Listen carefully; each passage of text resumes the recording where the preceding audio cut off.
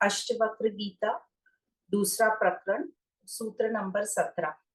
बोध मात्रो हम अज्ञानात् उपाधि कल्पितो मया एवं विमृश्यतो नित्यं निर्विकल्पे स्थितिर् मम। अनुवाद इस प्रकार है, मैं बोध मात्र हूँ, किंतु मेरे द्वारा अज्ञान से उपाधि की कल्पना की गई है। इस प्रकार नित्य आत्म विचार करते हुए मैं निर्विकल्प में स्थित हूँ। यहाँ पे बोध मात्र शब्द यूज किया है, सिर्फ बोध नहीं, मात्र शब्द। इस मात्र में भी बहुत ही गहराई है कि हमें जो बोध की स्थिति है वो और पक्की कर दी। मैं बोध के अलावा और कुछ हूं ही नहीं, बोध मात्र हूं।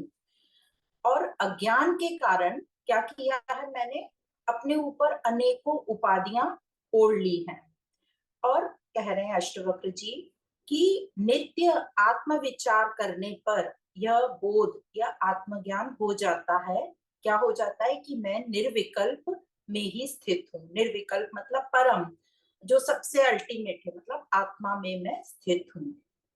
तो यहाँ बोधो हम, बोधो हम भी नहीं कहा, बोधो मात्र हम, मतलब बोध भी हमारा पक्का है, बोध मात्र हम है, इसके अलावा और कुछ भी नहीं। मतलब एकदम शुद्धतम स्थिति बता दी, बोधो मात्र हम।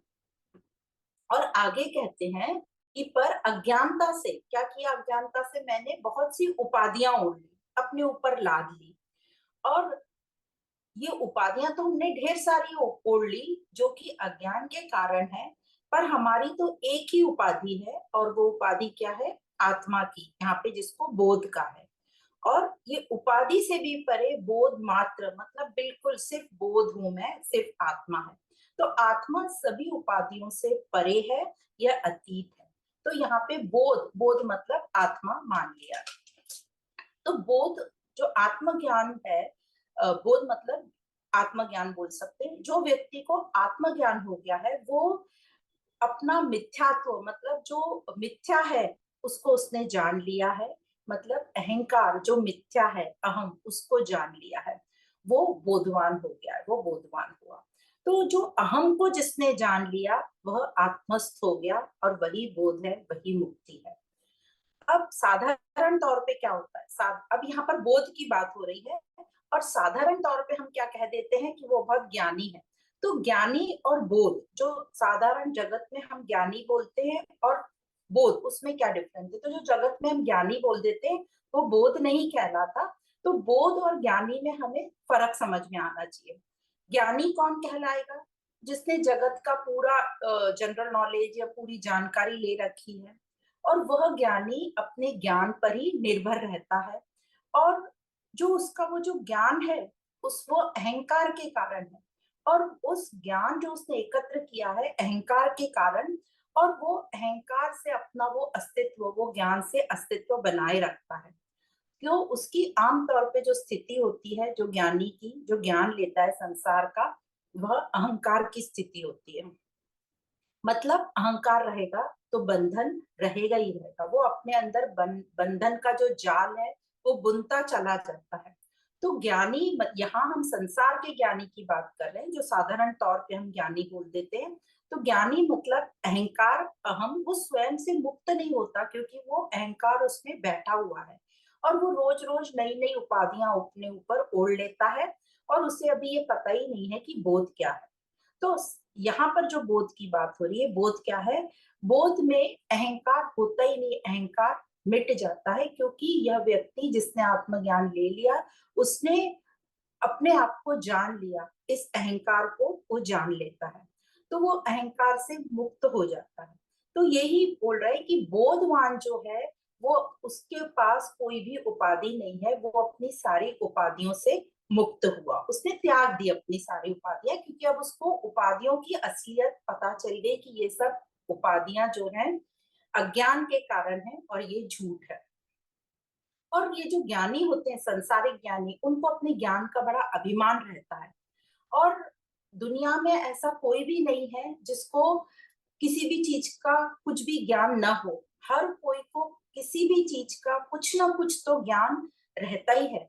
कुछ ना भी रहे और आप कुछ भी उनको बोल दो तो उनके मन में वो कल्पना आने लगती है और वो बताते, शायद कल्पित करते रहते हैं कि शायद इसका ये मतलब होगा, शायद ये मतलब होगा। उनके मन में या दिमाग में वो ज्ञान कुछ ना कुछ चलता रहता है और उनकी फिर अपनी मान्यताएं रहती हैं, कुछ धारणाएं रहती हैं, सभी की, हर एक की मान्यता रहती है, धारणाएं हमारे अंदर भरी पड़ी हैं और हम उसी को राइट मानते हैं और अपने आप को ज्ञानी कहते रहते हैं और ऐसे हमारा अहंकार और पक्का पक्का होता चला जाता है।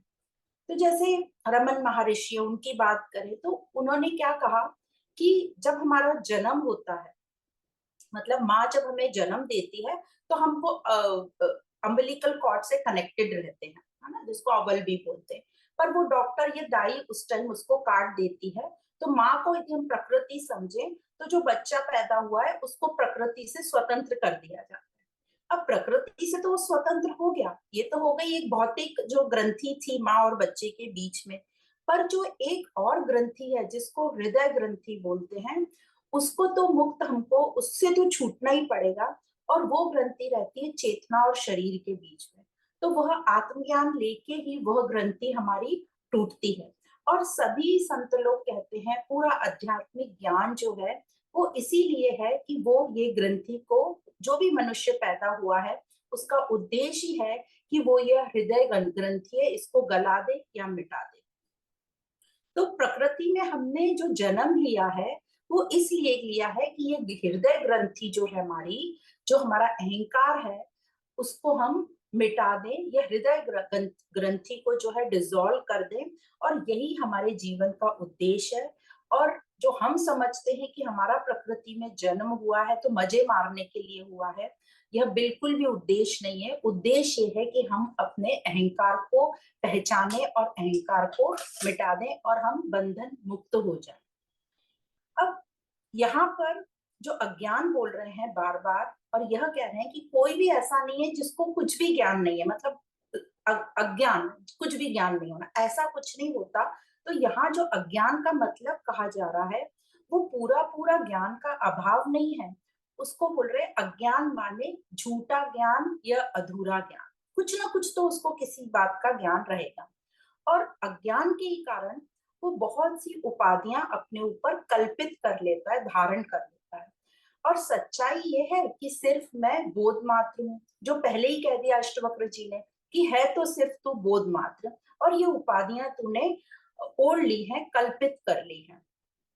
और जो सेकंड लाइन में वो कह रहे हैं विचार करने से, क्या गुरु के उपदेश का हम बार बार विचार करेंगे सही केंद्र से, मतलब उच्चतम भाव से, स्वार्थ से नहीं, तो आत्म विचार करते हुए मुझे ये स्पष्ट हो जाता है कि मैं निर्विकल्प हूँ, निर्मल हूँ, नित्य हूँ और यही मेरी स्थिति है, मतलब परम शुद्ध चैतन्य हूँ।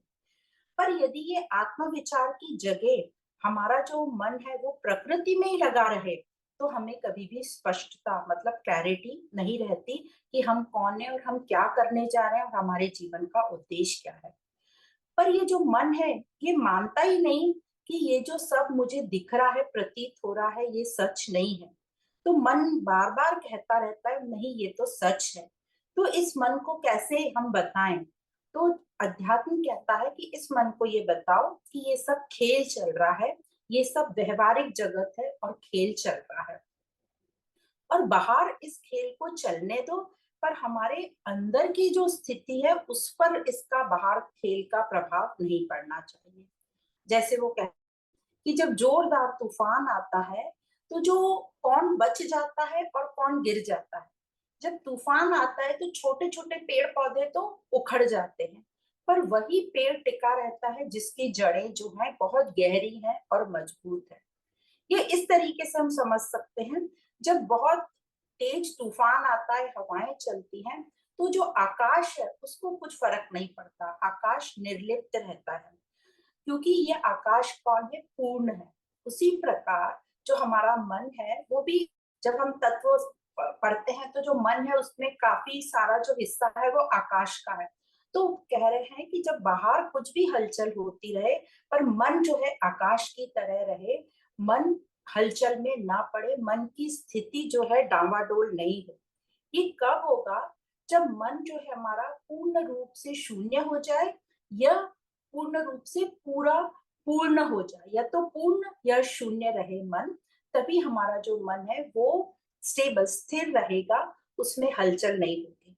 तो इस प्रकार बताया जा रहा है इस सूत्र में कि हम मन हमारा शांत रहेगा यदि हम अज्ञानता से ज्ञान की ओर चलेंगे, अज्ञानता को जान लेंगे कि ये जो अज्ञान है उसी के कारण मैंने उपाधियां ओढ़ रखी हैं, क्योंकि मैं अहंकार को ही सच मान रहा हूँ और अहंकार को बचाने के लिए, स्वार्थ के लिए मैं नए नए कर्म करता रहता हूँ और उपाधियां अपने ऊपर ओढ़ता रहता हूँ।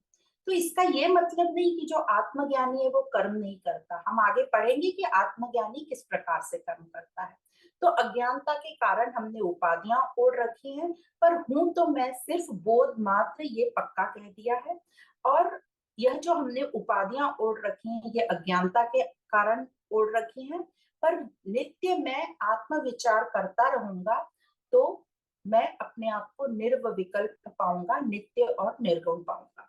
तो इस प्रकार यहाँ पर इस सूत्र में 17 नंबर के सूत्र में हमें उपाधि के ऊपर बताया कि सारी जो उपाधियां हैं वो झूठ हैं और मैं सिर्फ बोध मात्र हूँ।